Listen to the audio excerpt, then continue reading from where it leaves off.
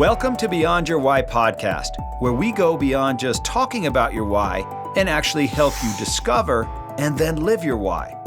You see, we believe that knowing your why, that driving force behind every decision you make and every action you take, is the essential first step to really knowing yourself. It allows you to move forward faster and have a bigger impact. If you're already a fan of the show, then you know that every week we talk about one of the 9 whys, and then we introduce you to somebody with that why so you can see how their why is played out in their life. This show will be more powerful for you if you've already discovered your why. If you still need to do that, head over to whyinstitute.com and discover your why today. It'll only take you about 5 minutes. Now, let's meet today's guest. This week, we're going to be talking about the why of contribute. To contribute to a greater cause, add value, have an impact on the lives of others. So if this is your why, then you want to be part of something bigger than yourself. You don't necessarily have to be the face of the cause, but you want to contribute in a meaningful way. You use your time, your money, your energy, your connections to push other people forward. You want to be that pebble that starts the ripple effect that goes on in the lives of others. And so today I have a great guest for you. I've been looking forward to doing this interview for a while.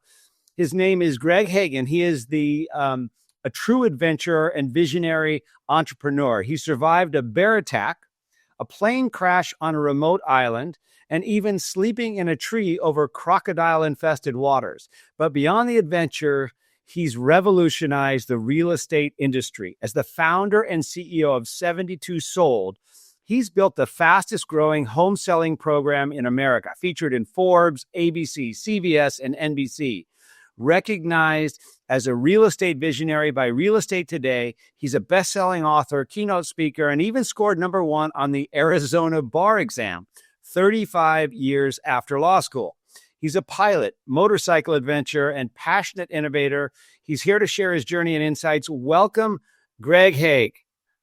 Hey, Gary, it's really a pleasure to be on the show and on your podcast. And that bear attack, that was when I was a lot younger than now. I'm not sure I would survive that bear attack today. Well, maybe you're not as fast as you used to be. Well, actually, the story is I was with my dad, and first time I'd ever been on a hunting trip. My dad, when I was like 14 years old, took me from Cincinnati, where we lived, to the mountains of Tennessee. And, he said, "Hey, would you want to go hunting with me?" I said, "Sure." So we got in the car, drove to Tennessee. We get a guide. We're boar hunting. And now I'd never hunted. I had a Winchester model 94. If you ever watched the old movie, The Rifleman, that had this little, okay, so that's what that was, but it didn't have the big under thing. So we have boar dogs, and we're up in the mountains of Tennessee. There's a couple of dogs out there in front of us. My dad, who unfortunately you didn't know smoking back then was so bad, he was back down the trail behind us because going uphill, he was out of breath because he smoked. In any case, all of a sudden the dogs go wacko. I'm up with the guide. Guide doesn't carry a gun. Guys are not allowed to carry a gun in Tennessee back then. He just had a knife. I'm up there, and I have my Davy Crockett hat on. I am like Mr.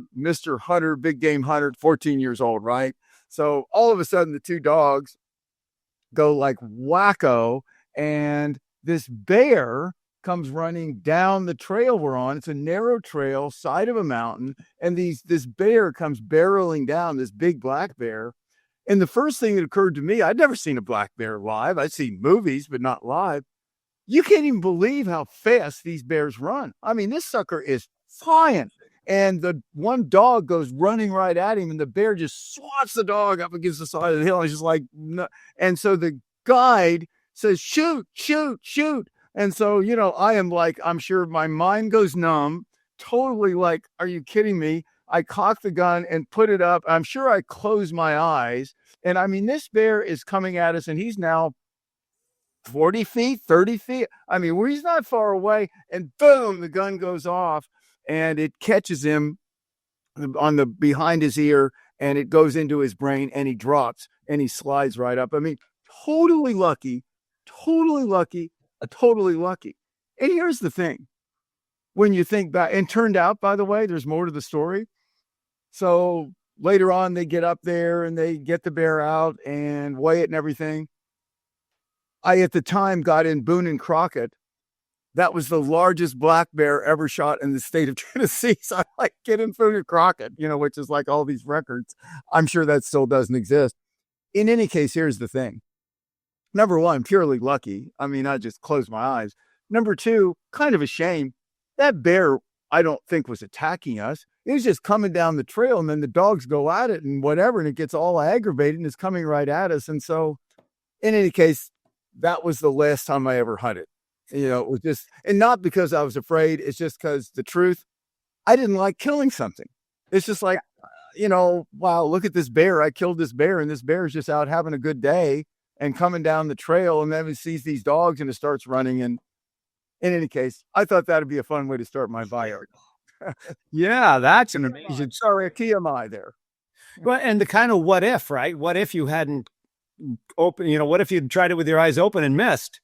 I probably wouldn't be here because the bear would have run right over me. Yeah. Right over me on the trail, and I don't know what else it would have done. But yeah, it just shows you, because it would have very likely killed me.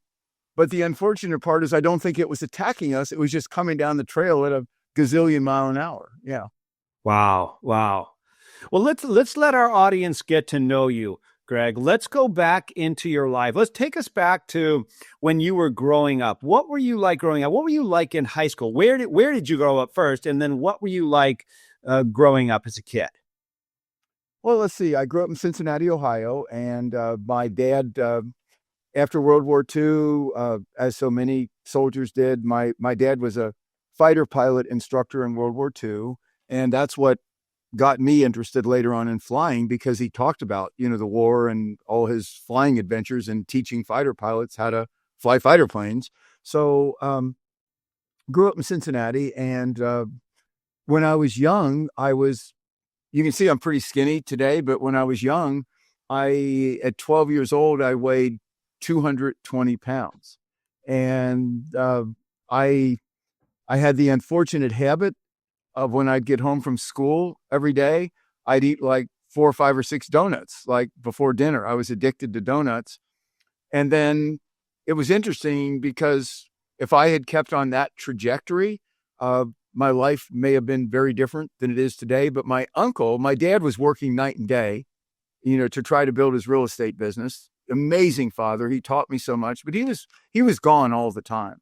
So my uncle got a hold of me and got me started to working out, went out for the football team, eventually lost weight. And so I ended up then, going to Cincinnati Country Day School, which is a private school in Cincinnati, and Miami University there in Oxford, Ohio. Had a great college experience. American University Law School in Washington, D.C., passed the Ohio bar exam. But instead of practicing law at the time, went right to work for my dad's real estate firm to help him build that. So proud of him. My dad unlike me, who had all these advantages because of my father and my mother's hard work. My mom worked with my dad in the business, both mom and dad. My dad had a high school education, no advantages, no contacts, no nothing. And he just worked like a dog and built this real estate firm. He had a couple hundred agents in Cincinnati. It was one of the larger firms. And that allowed me, Gary, to have a private high school education, Miami University Law School, etc. So I worked with Dad in helping to build his real estate firm for a few years. His health became bad because of smoking, and ultimately he passed away from emphysema. I started my own real estate firm in Cincinnati, and that was the first big lesson I had in my life, big lesson, because it was a big reversal. I had nothing but great education and a lot of success, and because of my dad, belonged to, the country clubs, and I wore Brooks Brothers suits, and I thought I was pretty damn cool back then. And then I started my own real estate firm in Cincinnati in the late 70s, and 77, 78, graduated from law school in 74. And over 3 years, it became one of the largest real estate firms in Cincinnati. It's called Heritage House Real Estate. And then interest rates in 1980, 81 went to 16, 17, 18%. I didn't have like money. I was making money. The firm was doing well, but I didn't have money. I lasted 6 to 9 months. Business slowed down to nothing. I mean, who buys homes with a 17% rate? The market's pretty slow right now with 7% rates, right? So ultimately, I had to close the doors. I had to sell everything I had. I didn't really have any debt, but point is, I also didn't have any money. So, and then a friend, and that, by the way, I wrote about it. I have a website called Savvy Dad. And on the Savvy Dad website, I spent a year writing a lot of stories about other people and how their fathers had positively impacted their lives like my dad did. Well, the story I tell is probably the low point in my life at that time, is because I had to generate money. We had a yard sale. The home that I owned, we sold. I had to sell. And my son, Brian at the time, was 4 or 5 years old. He had a jacket, and he came to me in the middle of the yard sale. It was a snowy day in Cincinnati. And he said, "Hey, Dad," he doesn't know what's going on. I mean, he's young, but he says, "Where's my jacket?" So I went over to the neighbor that was helping me at the yard sale. And she says, "Oh my gosh, I'm sorry. That car driving away, I thought it was for sale and I sold it for $6. So, and it was like, I just sold my son's winter jacket for $6. I mean, that's like after you were a big guy on the block. Yeah. I mean, bottom line is I moved to Arizona. A friend invited me to come out here. Tom Hopkins, he worked for Tom Hopkins. Tom was somebody that I used for training and gotten to know since and become a good friend. Bottom line is I moved to Arizona. I started over, and it was the best thing that could have ever happened to me. I needed to have a reversal. I needed to realize that, I'm not all that smart. I realized real quickly, it's really dumb to think you're smart. It's really dumb to think. The day you start thinking you're so smart is the day somebody's going to outsmart you. So that was my trajectory up to Arizona. And then my passion, my passion became, because I grew up in the business and the business had done so much for me educationally and my dad, my passion became improving the way business is done in this industry. And I'm well known for my belief that the real estate industry needs change. It needs somebody to come in, and we were talking before the podcast, to be the Uber, still get point A to point B, but to do it so much better than the taxi drivers did. And I believe sincerely that this industry needs that. I believe that the idea that real estate firms spend most of their time trying to recruit agents instead of developing business models that serve consumers, helping their agents implement those models, driving business in the door for their agents, not worrying. So they shouldn't be worried about how many agents they have. They should be worried about how to take care of the agents they already have. They shouldn't even be thinking about bringing on more agents till the agents they have are doing a lot of business, and doing business better than they have because the firms help them. So that's been my passion for a lot of years. And that's what 72 Sold's about. Yeah. So that gives us a really quick, almost like start to finish, but I want to jump backwards a little bit. I want to go back to, okay, so you're in high school now. We're in a high school with you. What are we seeing in Greg? There he goes walking by. What do we see? Is he now down to 200 pounds? Is he still is he a football player? Is he, who is Greg? And how did you interact with people back in that day? Were you always a helpful guy trying to help others, or what? Kind of take us through who you were back in the day. Yeah, I think that the best description of me in high school, I had lost the weight. I was played football. I played either loose end or tight end for the football team, and I was, not super talented, but not bad. I did start. And my thing then was I loved to do entrepreneurial kinds of things. I was always looking, and I don't know why, I was just always looking for where are the gaps? Where are the things that people aren't thinking of that you could do it better? And I mean, I had a grass cutting business, for example, and it was a really very different model than any of the others. And so I don't know, I've always had this thing where I kind of look at what's there and then I apply this concept I have later kind of outlined as 7-dimensional thinking. So 7-dimensional thinking is just something I came up with, and I came up with this term, is look at anything in 7 different ways to see if it can and should be changed to make it better for the people who use it and buy it. 7 different ways are bigger, smaller, faster, slower, opposite, different, and gone. So bigger, smaller, faster, slower, opposite, different, and gone. And the idea is, what if I did it bigger? What if I did it smaller? What if I did it faster? What if I did it slower? What if I did it just the opposite? What if I did it like in a different color, a little different? Or what if it was gone? What if I could not replicate in any way what was there and it just went away? And it was just like, all right, how could you achieve the same result for consumers in a totally different way? You just run that kind of thought pattern through.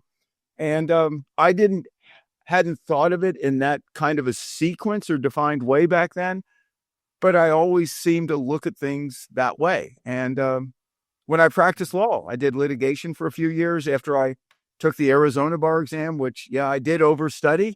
I did get the #1 score, which means I overstudied. They actually put me on TV and they said, how does an old guy 35 years out of law school get the #1 score in the bar exam? And I said, I way overstudied. You don't get any extra. It's like you pass the bar exam, you're doing fine. But then when I practiced law, same thing. I was looking for, all right, how do you do this in a way that's more efficient and also more consumer friendly, and quite frankly, allows you to get the same result at a lot lower cost for the people you represent. So I don't know, that was the me in high school. And honestly, kind of hasn't changed much. Yeah. So for the listeners, we talked about your why being to contribute, make a difference in people's lives, but how you go about doing that, which is exactly what you just said, is you're always looking for better ways. But then ultimately what you bring is a simple solution. You take it and simplify it down to 7 steps, 3 steps, just do this, couple of things so that it's useful, doable, and people can do something with it. Does that feel right to you? Yes, and well said.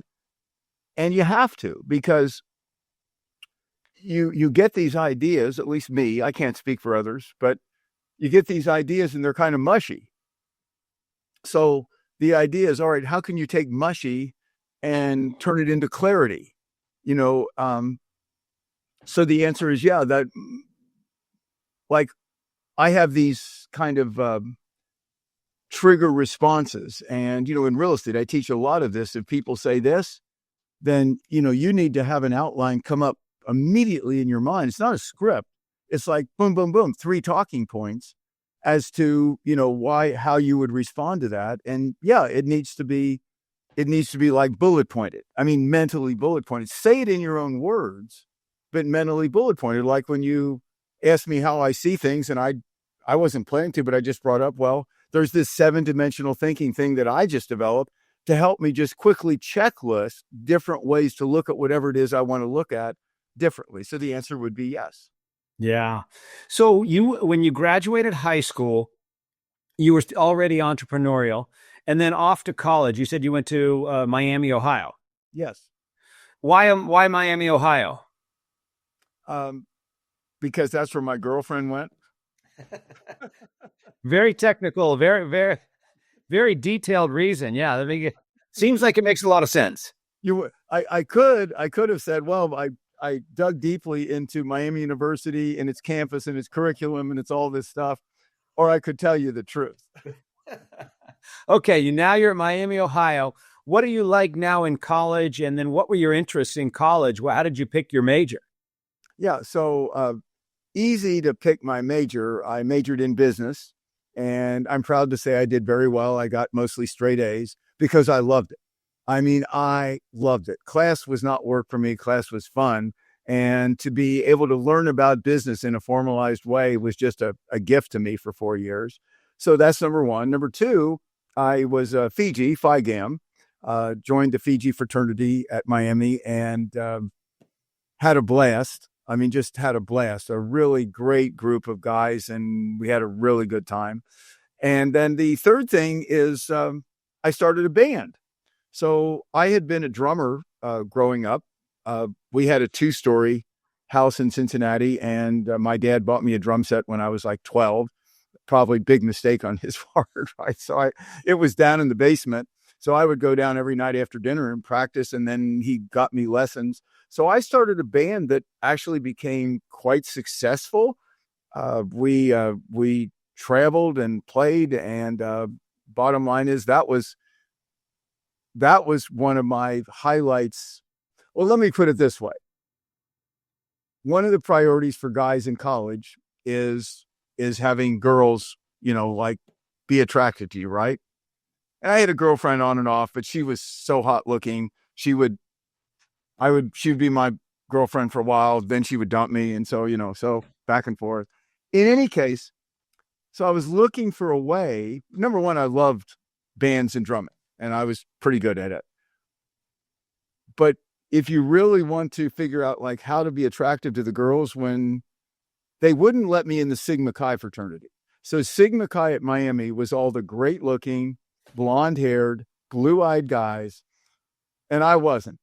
I didn't have chiseled features, didn't have the big broad shoulders. So I couldn't be a Sigma Chi. I mean, if you were a Sigma Chi, the girls were lined up. So that was a bummer. Well, Fijis are great, but the girls weren't lined up. So I figured it out. I grew long hair. I grew my sideburns. I already was a talented drummer. I formed a band.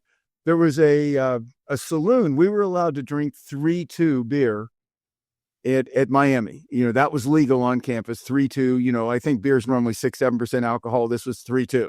Okay, so you could drink 3-2. So the Boar's Head Saloon. The Boar's Head Saloon was a big, like Jilly's. You know how Jilly's, in the movie? That was what that was. So we pretty much played like most Saturday nights at the Boar's Head Saloon. All right. You want to you want to get the girls, you just be the bad boy drummer with the long hair and the sideburns, at the Boar's Head Saloon, and all of a sudden, problem solved. Makes a lot of sense. That's my college experience. I love business. I studied it, got great grades, and Fiji's great fraternity, had a great time.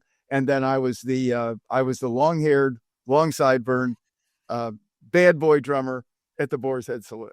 Well, you are very good at finding simple solutions to complex problems, right? Yeah. Simple Okay. solution. And so now you graduate from Miami, Ohio. Did you say you went right into real estate from there, or you went to law school? Well, there's one part I didn't tell you. Okay. So also you mentioned that I fly, right? Oh, yeah. So you want to have some fun on this podcast? We can have fun, right? Yes. Okay. So I got my pilot's license when I was like 16 years old through the inspiration of my dad, et cetera. And so my dad helped me join a flying club at Miami. Miami University does have a little airport, and there were three Piper Cherokees out there. So a flying club means that you spend whatever it was back then, $100 an hour, $75 an hour. You get checked out in the planes. You can go fly the planes. And I was like, 18, 19 years old. So I had a key to the planes out there on the field, and they were, rental planes for our little flying club. And so check this out. So you're the long-haired, big sideburn drummer at the Boar's Head Saloon. You get done with the gig at 10 or 11 o'clock. So you're up at the bar drinking 3-2 beer, talking to whatever girls, and you say, how would you like to go flying? And they say, oh, what do you mean flying? That's some pickup line. I said, no, seriously. I can put you in my car and we can go out to the airport and I'll take you flying. You're kidding me. There's no way. You're not. I said, promise. Tell you what, here's $50. You can have this $50. You just get in the car, come out. You know who I am, right? I'm not going to do anything. Come on out and I'll show you that I can take you up flying. So you get in my car, go out to the airport. The fun part was I took the key and the door opened. Oh my God, you can get in the plane? I said, hop in. So I fire the plane up, take off and fly around at night up there, at Miami University Airport. And in any case, I had a lot of fun, Gary. You did have a lot of fun. You had a lot of options too. I mean, you picked all the right things to have all the right attention. Yeah, all the right things. Yeah. In any case, that was Miami University. And then my dream was to be an attorney, litigation attorney. And so that's what motivated me to go to law school. And reason I went to American University is the John Sherman Myers, who founded the College of Law at American University, Washington College of Law at American University.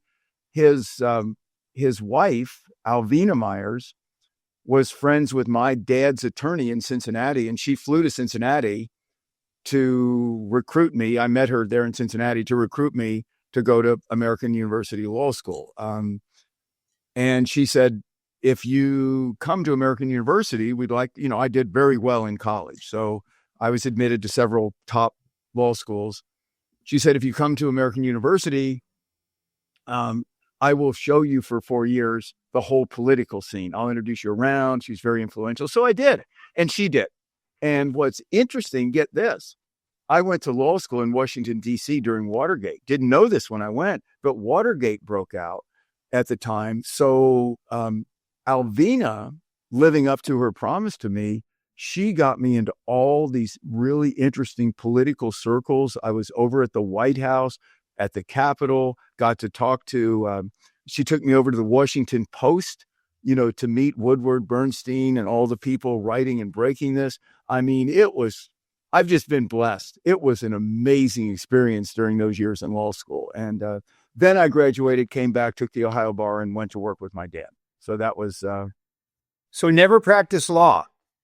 Yes, actually, I practiced law back in 2009, not that long ago, remember the 2008 crash? So my real estate firm... no, but you didn't practice law right after law school. Oh, no, not at all. Not till many years later. Till you moved to Arizona. Yep, later on in Arizona. I did. Gotcha. So off to law school and decided when you graduate law school, I don't want to do law. I want to go into real estate? No, actually, I was excited about doing law, but my dad asked me to join him in the business and to help him grow the business. And so I did. And so that's why I didn't practice law in Cincinnati. I helped him with a lot of legal stuff. In fact, interesting story. Back then, this was the 70s, there was a practice going on in our industry called racial steering. So what that meant is that if you're a real estate agent and you are a buyer comes to you and is looking for homes, just not because you're a bad person or if they're like in Cincinnati, there was a community called Amberley Village. It was mostly Jewish. So if somebody would come to you and you knew they were Jewish, you would just assume they would want to see homes in Amberley Village. You just assume that. Or there were areas of Cincinnati that were more white and more black population. If somebody would come to you and they were black, you would just assume they would want to live in a black community. So you would show them homes in a black community. Those are the homes you would put in front of them.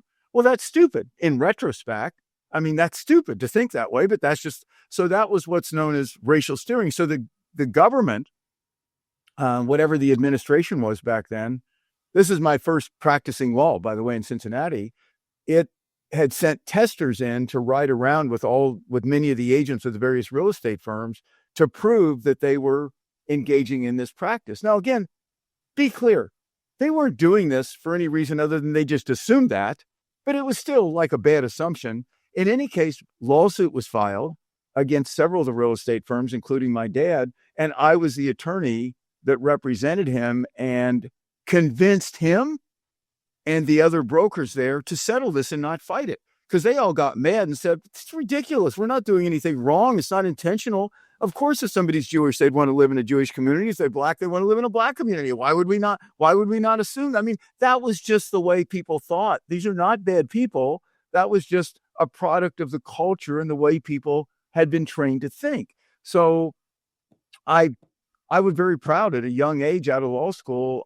Because I was in the business, I had influence with all the brokers and my dad, and I actually signed the settlement as attorney. If you go and pull it up, that settlement agreement for the racial steering case, I signed off as the attorney. I pulled that up and looked at my signature going all the way back into the 70s. So that was my, some of the things I did on the side practicing law back then. And that was one of the most interesting, because it was really me talking to the brokers that owned the major firms and getting them to think in a different way. They weren't doing anything intentionally wrong, and neither were their agents, but they were doing something wrong unknowledgeably. Does that make sense? Yeah. Yeah. It's just how it was. It wasn't like a plan to do it. It's just, that's how we did it. Yeah, that's how we did it. So that was, I did things like that, but I didn't go to court and fight lawsuits back then. I helped my dad build his firm. Okay. And then you said your dad's real estate firm actually went on. What got you to Arizona? Okay. Tell us again. So my dad's health, deteriorated. I started my own real estate firm, and that I built that. I was very successful with that for a few years, had, I think 7 offices, a couple hundred agents. And that was between 1978 and 1981. 81, interest rates go to crazy numbers. It was, I think, 81. In any case, I held on. I had like 7 offices. I had a lot of expense, held on for 6 to 9 months. There was no business. I just couldn't pay any expenses anymore. So I had to close up. That's when I had the yard sale. One of my office managers, Charlie, moved to Arizona and called me a month or two after I'd closed down, and I was searching for a why. What was my why? What's my purpose? What's my rest of my life going to look like? Everything, all my image, it was gone. I mean, it's so closed. I was embarrassed. And he called me and he said, come on out. You ought to visit me in Arizona. And I did. And it was 81. He let me stay at the house he had rented for a few days. And the bottom line is I fell in love. And so I moved to Arizona and started over selling real estate out here. I was a BMOC, big man on campus, back in Cincinnati. In fact, I was involved in Jerry Springer's campaign back then for mayor. Jerry became a personal friend. Obviously, later went into the entertainment business. But, I was for a young guy, I was pretty big stuff in Cincinnati. And then I just got pushed right on my back and lost everything and was embarrassed and started over in Arizona, thanks to Charlie. And it was the best. As I said, I needed that. I needed to understand that thinking you're a big deal, wearing the Brooks Brothers suits, belonging to the country clubs, this whole thing, that ain't what it's all about. There's no purpose. There's no why in that. Something that, if I could, that I'll share, that when I do a fair amount of public speaking, and the thing that I have shared that I believe of everything I've shared and the talks I've given that has resonated most, and it relates, Gary, to your why very closely, is when I talk about happiness. Moved to Arizona, worked like a dog, like my dad had when he got out of the war, became very successful in real estate, worked really hard, had a lot of, good fortune. And so I started buying stuff. And I'm embarrassed to say, after years of working very hard, I had several motorcycles, my own plane, big house, several cars. And I'm having coffee with a friend. His name's Bruce. And he said to me, Greg, you don't seem like the same as you used to be. And I said, what do you mean? He said, all you ever talk about is the next new thing you're going to buy, the next car, the next motorcycle, the cool Hasselblad camera. You're just consumed with stuff. What's the coolest, latest stuff? And he said, that's not the you I got to know years ago. You prior to that had real purpose. Your purpose, number one, was being financially free, but also making a difference. You had a purpose of making a difference, accumulating net worth in a good way, where you were making a positive difference for the people that you served. You always talked about that and you did it. And now all you're doing is talking about stuff. He said, and these were the key words. He said, I don't think you really understand the definition of happiness. And I said, what are you talking about? He says, you listen to me. And he's a dear friend, still a dear friend today, one of the smartest guys I've ever known. He said, Greg, happiness is the deep sense of satisfaction that comes from the enthusiastic pursuit of a worthwhile goal of your own choosing. And it all has to be there. First of all, it's a deep sense of satisfaction. You wake up in the morning, you're excited and you're enthused, and a deep sense of satisfaction about what you're doing. You believe in that comes from the enthusiastic pursuit. You got to wake up excited, 4:35 in the morning with fire in your belly. So the deep sense of satisfaction comes from the enthusiastic pursuit of a worthwhile goal. It's got to be worthwhile. If it's not doing good, he said, that was the you in the past. You wanted to make money, you wanted to be financially free, but you want to do good at the same time. And he said, a worthwhile purpose, and then of your own choosing. It can't be something somebody forced on you. It's got to be something you've chosen. It can be with other people, but it's got to be something you have chosen to do. That is happiness. And he said, you're confusing pleasure with purpose. Pleasures are fine. Taking a nice vacation, having a nice car, having a nice home, that's fine.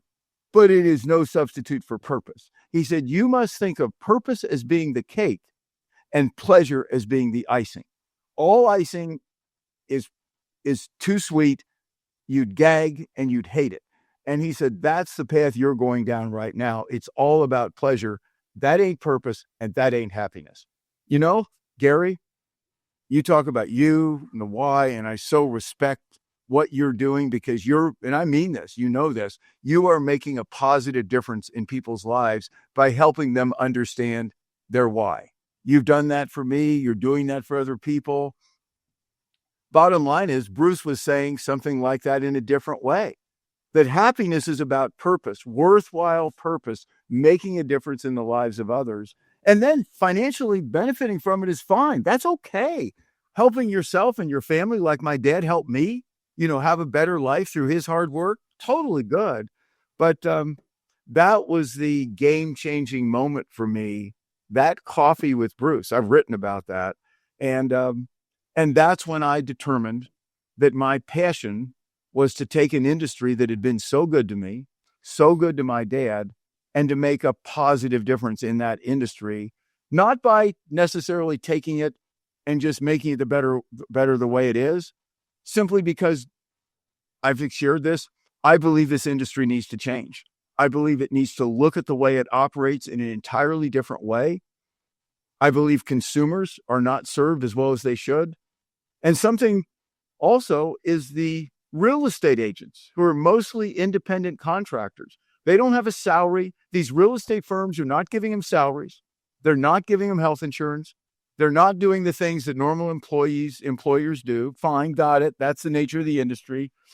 But real estate agents are so misserved, by being parts of companies that are really, when you really get in the back room board, the companies are just developing models that help them have more agents. They're not thinking every day, how do I take the people we have, the people that aren't doing well, and how do I turn their life around? How do I help them? If I have 400 agents, how do I make darn sure every single one of them who is willing to work has an amazing life and continues to have their business grow and makes all the money they need to support their family and live that good life? That is not what is being thought among the real estate firms in this country. They may say that, it looks good, it sounds good, but their business models don't emulate that. That's not what their business models are. Your business model determines who you are. It is not what you say. It is the model with which you put people in. In any case, that's my little riff on the industry. No, that's because that really leads us, because I want our audience to know about 72 Sold, because you got into the real estate industry, went out to Arizona, passed the bar, did law for a bit, but then ended up back into real estate. But you did it differently, or you maybe not right away, but take us on the journey from starting from scratch again to building 72 Sold to then what you're doing now, because you have done some amazing, innovative things that a lot of people like and a lot of people don't like, and you're okay with it. And let's talk about that. Yeah, for sure. So early on in my real estate career, my dad had taught me that the key to success in real estate is to have listings, sellers who list their homes with you. You could primarily choose to focus on buyer side or seller side, and nothing wrong with buyer side, except my father said, there's all these little terms in our industry, list to last, the idea that the sellers are typically the ones who pay the commissions. The sellers are ones who have the product to sell. If you have the inventory, if you could have the product, then you will be successful in this business. Be the one who has the product. So I got that message right away. So I go out and I start my early days selling real estate. I start trying to talk people into listing with me in Cincinnati. I lose, I strike out, because all these appointments that I went on through calling by owners and people trying to sell by owner and people whose homes had expired, I'd go in and interview to be the next, the person who helped them. And they would say to me, how long have you been in the business? How well do you know my neighborhood? Well, at the time, I hadn't been in the business long, and in particular, I hadn't sold many homes. So they said, well, you're really nice young man, but we're going to list with XYZ, who's the neighborhood expert and big name and all this stuff. I couldn't get a listing. So, and this was the transformation that has evolved to 72 Sold today. I said, well, I thought after a while, it's like, boy, this stinks. So I got an idea. And the idea was to, instead of marketing me, Gary, to market a program. So I developed my first program ever, not even knowing much what I was doing. It was just that I can't get the listing. Maybe if I offer this product instead of me, this product instead of me, people will say, okay, they ain't going to take me, but they'll take the product. Okay. So my product was, back then, make every agent your listing agent. Why choose one agent when you can have every agent in Cincinnati, including all the top producers? And so I started distributing flyers. And back then, how did I market? I would go to shopping centers that would have hundreds of cars parked in their lot, and I would put flyers, under all their windshield wipers, right? So it's a cheap way to market. And it was like, you're thinking about selling your home, new program. It started a new home selling program in Cincinnati. This wasn't about me, wasn't my new home selling program in Cincinnati. And you no longer have to list with one agent. Why list with one when you can have every agent in Cincinnati trying to sell your home? Have them all, don't just have one. If you want to know more, give me a call. I am the administrator of the program, which of course I was. I started getting a lot of calls like, hey, we're thinking about selling. We saw your flyer in our car. Don't do that again. But since you did, so I would say, hey, I knew the rules. Let me come over and talk to you about it. So I did. And I would say, here's how it goes. Gary, let's say you're a seller and I'm in your home. You say, all right, cut to it, Greg. What's the deal here? I'd say, all right. So traditionally the way it's done, and back then the commission in Cincinnati at that point was mostly 7%. Now it's more 5-6%. But we'll use 7% because that's what it was. And by the way, everybody back then charged 7%. Everybody back then charged 7%. So I said, typically the way it works is you pay 7% to sell your home. Your listing agent gets 4%. That's what was customary. And then they offer a 3% commission to whomever represents the buyer. And I said, you know that, right? They all did. They said, yeah, we got that. We know how it works. And I'd say, well, here's what I do differently. I pay the entire 7% to whomever sells your home. And by the way, the flyers that I used, that I put on the cars, they listed all the top agents. So I took every one of them that had all the big names and I listed them. You can have all these, with this program. Why pick one? You can have them all. All the ones I was losing listings to, I put their name on the flyer. So the sellers would say, seriously? I'd say, yeah. Imagine every agent in Cincinnati, all the big ones, it's like your home is their listing too, because they're going to make the full 7% if they sell it. And every agent in Cincinnati, everybody's going to be beating your doors down to sell their home because they make so much more money. I said, do you see the power of that? The sellers would always say, yeah. I mean, how do you not, right? So they say, well, yeah. But then there was always one question. There was always the one question. The one question was, well, Greg, what's in it for you? You're not making anything. I'd say, oh, that's the magic. What's in it for me is what's also in it for you. I can make the 7% if I find the buyer. I'm in the same boat with everybody else, so I can make the money. I just can't be a lazy lister. I can't just get you to sign and know I'm going to make 4%. I've got to go out and earn it. I've got to find the best buyer for your home. And here's the thing. I'm going to win either way. If I do find the best buyer, fine. Then I make the 7%. If I don't, you're going to be happy. Your home's going to sell. Somebody will also make the money, but you might buy a home through me. Would you? They said, oh yeah, totally. We'll do that. And I said, you'd refer people to me, wouldn't you? And they say, sure. And I say, that's what I get out of it. Bottom line is I have a happy client. I might sell your home. You'll refer people to me. You might buy a home through me. So I win. It's just a better way to sell your home. Next 10 appointments, next 10 listings, every single one. Now, I remember the stats. I sold only 2 of the 10 myself. So I made 2 7%. And then several of the people bought through me. So I made bunch of 3%. I think 6 or 7 of them bought through me. Others were moving out of state or whatever. Bottom line is, you say, well, but some you didn't make anything on. Gary, I wasn't making anything anyway. This was all found money. And all of a sudden I have 10 sold signs. All of a sudden I get to be known. All of a sudden people are calling me, hey, I see you sold Harry's house. Will you come over and sell mine?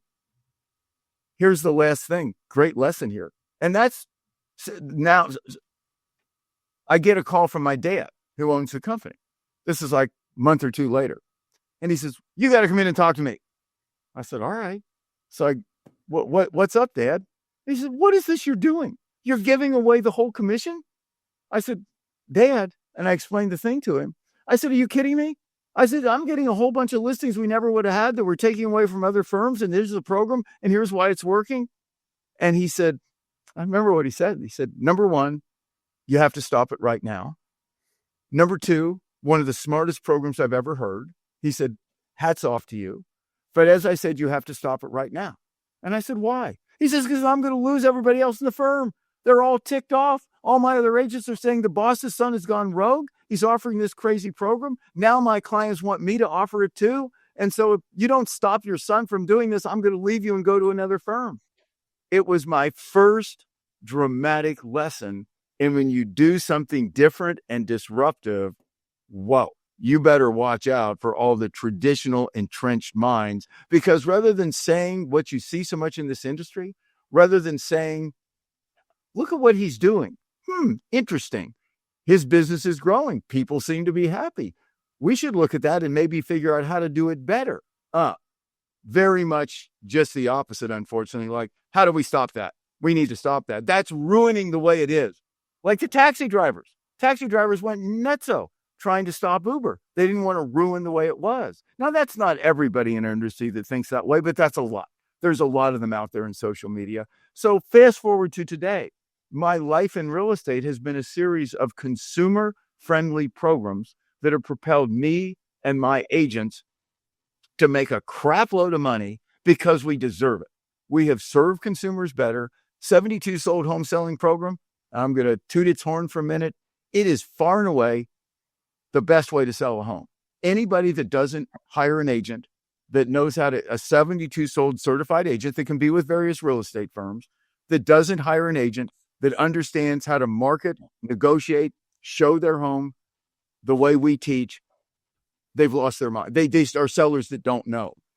Our program, the last study that just came out in 2025, just over 11,000 home sellers who used agents who were certified on our program that can be with a variety of firms, they ended up with a median sale price 5.8% higher than other homes sold in their local MLS. 5.8%.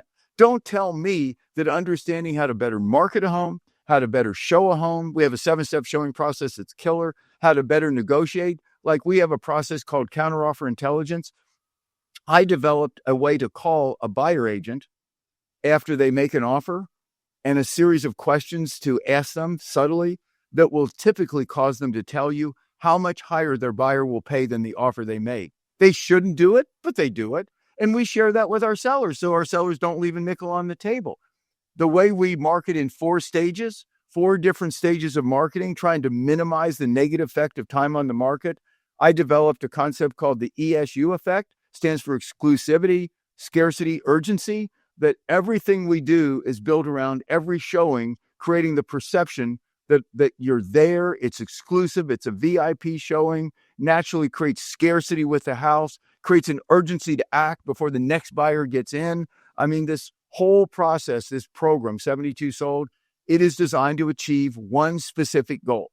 If you're selling a home, you're going to walk away with more money. It's a program. It's a methodology for selling homes. And it all started back then when I couldn't get a listing and I figure out, all right, I better start offering a program instead of talking about me. And that is 72 Sold is the today's version of a program for home sellers. It was a program back then and it's a program today. All right, so let's talk about this for a minute, because those that are listening, I'm sure they're seeing the pattern, because I'm seeing the pattern coming through loud and clear, right? If this is a game that's not going to fit you well or is not the best game to be in, you create your own game. You did it in dating, you've done it every step along the way. So you did it now in real estate, and you're going to continue to do that. But I want you to tell our audience why you called it 72 Sold, because I didn't understand it the first time I saw it or heard it. You're in it, so you understand it. But for the rest of us that are not as familiar with it, why do you call it 72 Sold? Yeah, it's a great question. So the 72 Sold home selling process consists of 4 stages, and it's 11 days consisting of 4 stages. Stage 1 is the stage prior to when the 11 days start. We identify buyers, but we don't share the address. We don't share the exact price. We just market it in generality. It's not an MLS. It's not online. It's not on Zillow. That's stage 1. It's what Apple has so masterfully learned to do with its iPhones. Back in the day, how did they get the buyers lined up in front of the stores?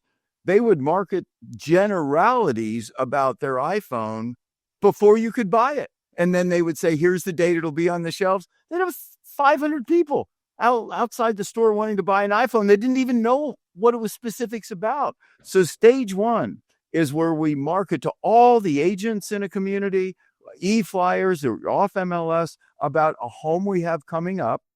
Don't give them the address. It's this neighborhood, general price range, a few basic things about it. And on a particular Friday, this is when we can reveal the address. And this is when that afternoon, we will conduct a VIP private showing event if you happen to have a buyer. This builds curiosity, builds excitement. It puts agents in the community. Like here, we have thousands of agents in the community. It allows them to call any prospective buyers and share a secret, makes them a hero, makes the agents a hero. Greg Hague's got this property, 72 Sold's got this property coming up. I will know the address on next Friday, and this thing is this, and it's in this price range, and it's in the neighborhood you're looking. Would you like me to sign you up to attend with me the VIP private showing of this property that Friday afternoon? Are you kidding me? It was like crazy. Yes. So then that's stage 1 before the 11 days begins. Now, I know your question is about the 72 Sold. I'll get to that. Take a minute here. So then Stage 2 is still off MLS. It's a Friday, Saturday, Sunday, Monday. We have that private VIP showing, and we try to sell the home on Friday to one of these VIP buyers and to pay a premium to head off all the buyers that might be fleshed out in our later marketing. Common misconception in our industry, Gary. There's this misconception that the key to a higher price is getting a home in front of every buyer. Not true.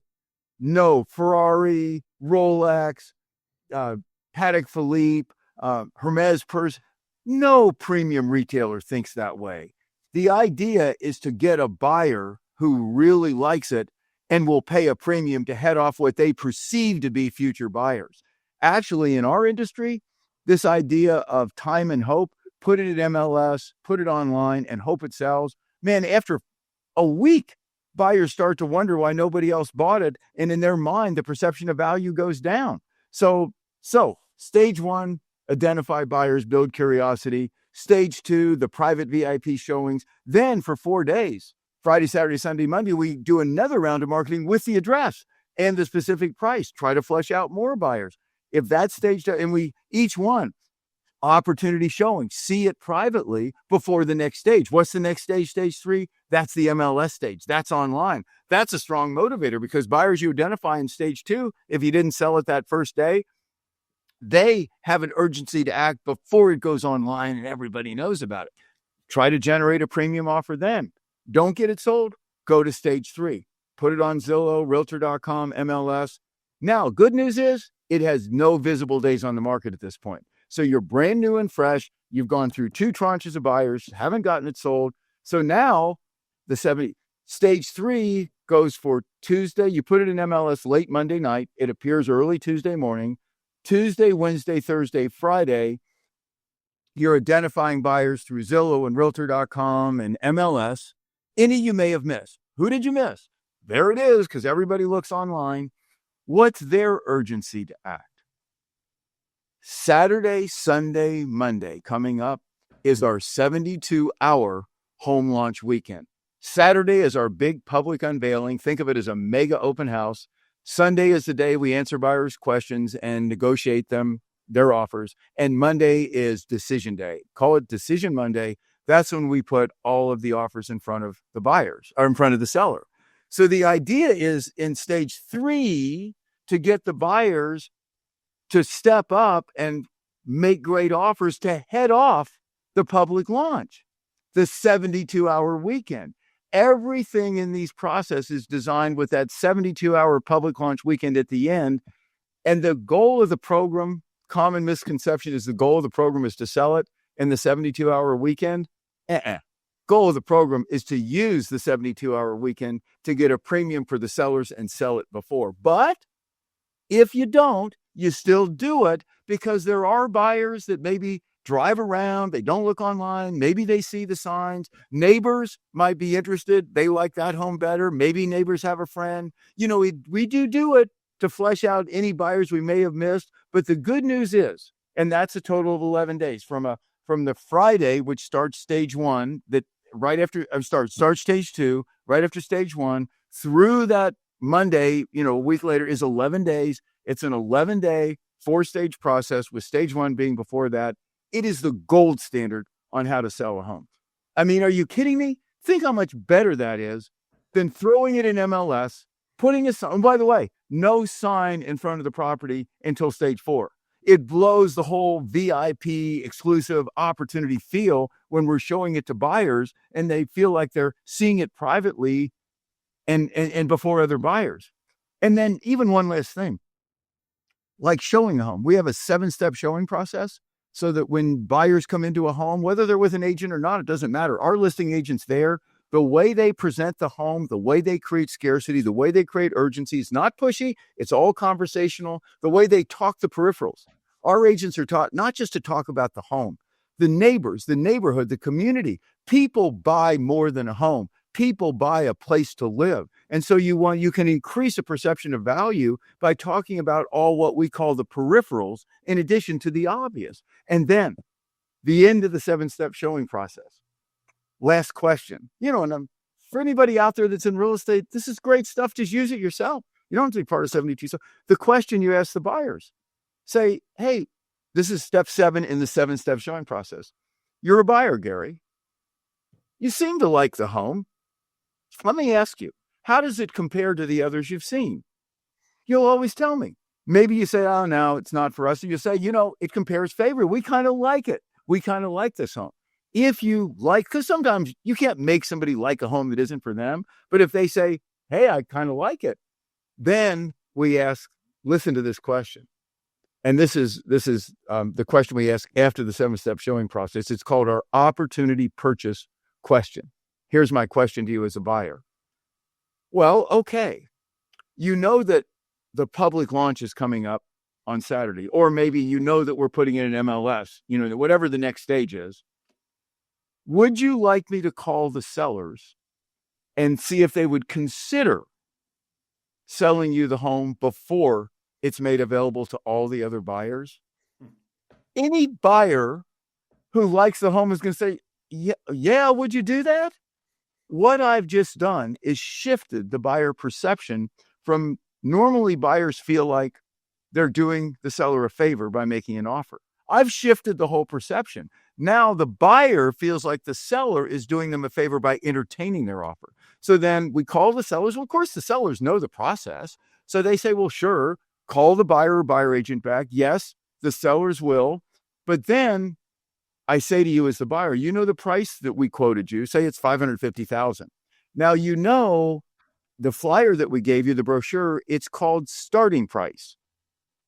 We use starting price instead of asking price or list price. Better perception in a buyer's mind. I say to you, that's the minimum that you really should be thinking. That's the minimum that the sellers are thinking, and they're really planning on getting multiple offers over and above that here when we go to the next stage. Now, you may offer more than that. You may offer just that. You may offer less. It's just changing the characterization so that it seems like a floor or a minimum to you perceptually. So I just remind you of that. When I call you or call your agent and say, okay, the sellers will consider selling you the home, do remember that the sellers are really thinking about their price in the form more of a starting price as opposed to like an asking or hope for price. So keep that in mind when you're making the offer. And bottom line is technique, process, ESU effect, creating every single thing, creating exclusivity, creating a sense of scarcity, creating an urgency to act and make an offer. Bottom line is don't ever think that a home sells for what it'll sell for. The art of psychology, leveraging what I call these psychological drivers, you can make a big difference in the way everything sells. It's not just true of homes, computers, watches, Ferraris, any type of car. If you understand how to leverage exclusivity, scarcity, and urgency in the right way so that it's not pressury, it's the whole process that does it. You don't have to do it. You don't have to sell. It's just the process. You're the friend of the buyer. And one last thing. What we do at 72 Sold is purposely and specifically designed to help sellers sell for more money. Faster, better, but for more money. We also then teach our agents a whole nother set of skills that relates to helping buyers buy at a better price. So that when our agents represent buyers, there's a whole bunch of similar skills that can help them those buyers get a better deal on a home. It just depends on, like an attorney. You might represent the plaintiff. You might represent the defendant. The bottom line is some attorneys are way better than others because they understand how to go to court, how to argue, how to draft motions, how to convince a jury. And believe me, you want one of those attorneys. You don't want one of the pretenders. You want somebody who's got it. You want the like the total Perry Mason, the old movie Perry Mason. You want the Perry Mason when you sell your home. Man, you've turned that house into the long-haired, long sideburns drummer in a band that knows how to fly. Yeah, well, I'll tell you, you can probably tell how passionate I am about what we're doing. And quite frankly, a big part of that, my why, is I believe this industry needs but somebody do me a favor because it'll make me better. Go out and do a better program than that.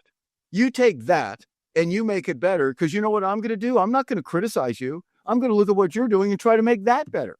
That's what this industry should be, but it is not.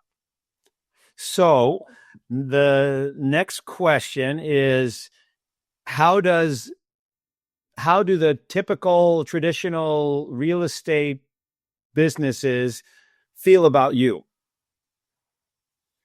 I think behind closed doors, they would like to see me go away. I mean, I do not believe that the way most real estate firms operate is the way firms should operate. I do not believe that the leadership in real estate firms should be waking up every morning thinking about what kind of business models do we need to have to attract more agents. There are too many agents out there. Agents are starving right now. I mean, there's 1 point some million realtors in this country. Last I looked, 1.5, 1.6 million realtors. There isn't enough business to support a third of them. There's not enough unit business in this country to support 1/3 of them and to have a decent lifestyle. Bottom line is, why would you build a business model about how many agents I can have? You know why? Because you don't have to pay them a salary. You don't have to pay health insurance. They're independent contractors. They're out on their own. Every single agent you have, no matter how much they do, whether it's a little or a lot, you make some money from them. That's it. And all of these firms have these multi-level models where come to my firm, because if you come to my firm and you recruit more agents, I pay you part of the money I make from those agents. The fastest growing real estate firms out there right now in agents, not in agent production, but in agents, are the ones who agents join them because selling real estate is so darn hard because there's too many agents and not enough business. They join them in the hope that they can just recruit agents and make money instead of going out and sell houses. What kind of purpose is that in life? My goal is to recruit a bunch of agents. Are you kidding me? What kind of positive difference does that make in the world? My view, none, zero. It's just a way to make money. That does not conform with your why theory at all. No. So, Greg, last question. We've learned a whole lot about you, how you think, how you take a situation that doesn't look like the best situation and create a new game so that you can win and it's worked for you over and over and over in your life. So maybe the last question would be, what's the best piece of advice that you've ever been given, or maybe the best piece of advice that you've given? Yeah, I did share the best piece of advice I've ever been given, and that was that the definition of happiness. I needed that. Happiness is the deep sense of satisfaction that comes from the enthusiastic pursuit of a worthwhile goal of your own choosing. There's purpose and pleasure. Your life needs to be driven by worthwhile purpose, and then the pleasures are great. I like pleasures. I like having nice things, but that is not my purpose. That is just a byproduct. I love to play golf with my wife. We have a home in Sedona. We like to get up there when we can on the weekends. I look forward to it like crazy. That's a pleasure. But believe me, if I didn't have this purpose, my life would not be the kind of happy life that it is. So that's the best advice I've ever been given. I think the best advice I've ever given is I teach a set of rules for living in my personal development speaking, which I love doing for fun. I'm not a professional personal development speaker, but I love to do it. And share what I've learned over the years. And these nuggets of these thinking guides that I share have seemed to make a big difference for the people I share them with. I'm going to give you an example. So it started with my dad starting to teach me how to think and sharing with me the following. My dad did not have an education, Gary. He had a high school grade. Unlike me, he had a high school education. But he learned how to be smart. He learned how to take what he did have and act in a way that was very smart. So what does that mean? So what that means is the first big lesson is there's a big difference between being educated and being smart. The fact that you may have knowledge does not mean you know how to make better decisions and fewer mistakes and know what to do when others don't have a clue. That's what you need to understand. So how do you go about that? It all sounds good. like being smart. Yeah, I want to be smart. But how do you go about it? So you commented a while ago about how I kind of take things and put them in structure.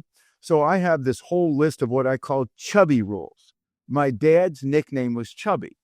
So I've affectionately named all the things I've learned the way I think after my dad.